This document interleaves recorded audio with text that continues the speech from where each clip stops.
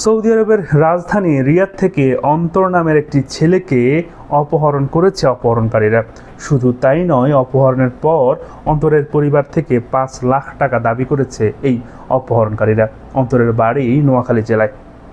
আর এমন একটি ঘটনা নয়, প্রতিনিয়ত এমন অসংখ্য ঘটনা সৌদি আরবে ঘটাচ্ছে অপহরণকারীরা। আর এই অপহরণকারী কারা? তারাও বাংলাদেশি।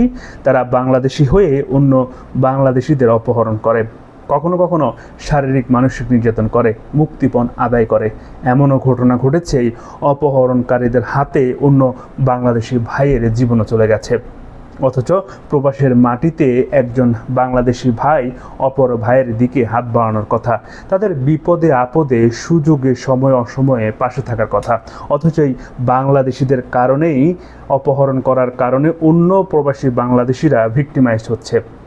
এই প্রবাসের মাটিতে এসেও গুটি কয়েক মানুষের জন্য নিরাপত্তাহীনতায় ভুগছে প্রবাসী বাংলাদেশিরা। আর এই একটি ঘটনা নয়, এমন অসংখ্য ঘটনা ঘটছে যা মহামারী আকার ধারণ করছে এই সৌদি আরবে। আর এই ঘটনার তীব্রতা এত বেশি, প্রতিনিয়ত আপনারাও ফেসবুক খুললে, অনলাইন মিডিয়া খুললে, গণমাধ্যম খুললে দেখবেন প্রতিনিয়ত কোনো না কোনো স্থানে সৌদি আরবের এরকম ঘটনা ঘটাচ্ছে অসাধু কিছু প্রবাসী বাংলাদেশিরা।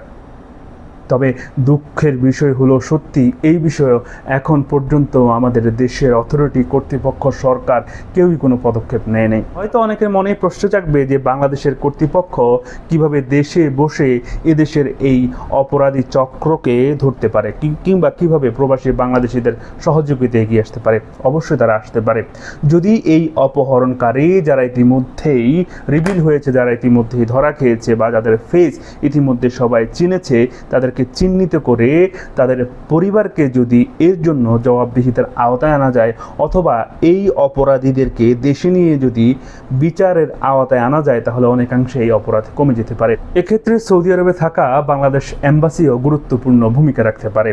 এই অপরাধী যারা অপহরণকারী, যারা আটক হয়েছে ইতিমধ্যেই, তাদের শাস্তির ব্যাপারে ফলো আপ করতে পারে। তাদের শাস্তি কতটুকু নিশ্চিত করা গেছে সেই বিষয়ে এদেশের সরকারের সাথে, এদেশের অথরিটির সাথে কমিউনিকেশন করে, কোলাবরেশন করে তারা কাজ করতে পারে। এবং যে ভিকটিম পরিবারগুলো আছে, সেই ভিকটিম পরিবারের পাশে দাঁড়াতে পারে। একজন প্রবাসী বহু কষ্টে প্রবাসে আসেন, অনেকে ঋণ করে আসেন, অনেকে ধার দেনায় জর্জরিত হয়ে আসেন।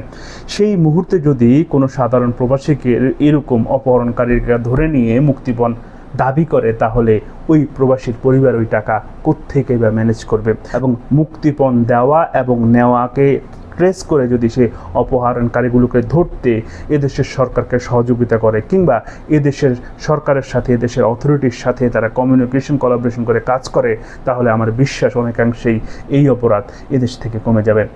সেক্ষেত্রে যারা এই কিঞ্চিত লাভের জন্য, এই সামান্য লাভের আশায় এই অপহরণগুলো করেন, যারা এই সাধারণ কয়েকটা টাকার জন্য তার দেশি ভাইকে এত কষ্ট দেন, আপনারা এগুলো না করে ভিক্ষা করতে পারেন।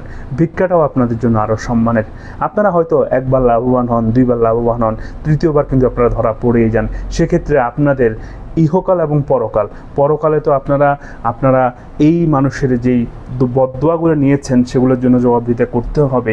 এই পৃথিবীতে বেঁচে থাকা অবস্থায় কিন্তু সারা জীবন আপনাকে এই অপহরণকারীর গ্লানি টেনে বেড়াতে হবে, এই লজ্জা আপনাদেরকে বয়ে বেড়াতে হবে। তো মানে একজন প্রবাসী, একজন মধ্যপ্রাচ্যের প্রবাসীর জীবন এমনিতে অনেক কঠিন, তাকে আরও কয়েক গুণ বেশি কঠিন করে ফেলছে এরকম কিছু স্বার্থান্বেষী অপহরণকারী, কিছু স্বার্থান্বেষী মানুষ, যারা কিঞ্চিত লাভের আশায় প্রবাসীদেরকে বিপদে ফেলছে। তখন যারা পুরো ভিডিওটি দেখেছেন, সৃষ্টিকর্তার কাছে প্রার্থনা করি আপনারা যাতে এরকম পরিস্থিতি থেকে নিরাপদে থাকেন এবং নিজ জঞ্জাল থেকে পরিবারের মুখে হাসি ফোটাতে পারেন, এবং প্রবাসী অর্থ প্রেরণ করে দেশের অর্থনৈতিক চাকা সচল রাখতে পারেন।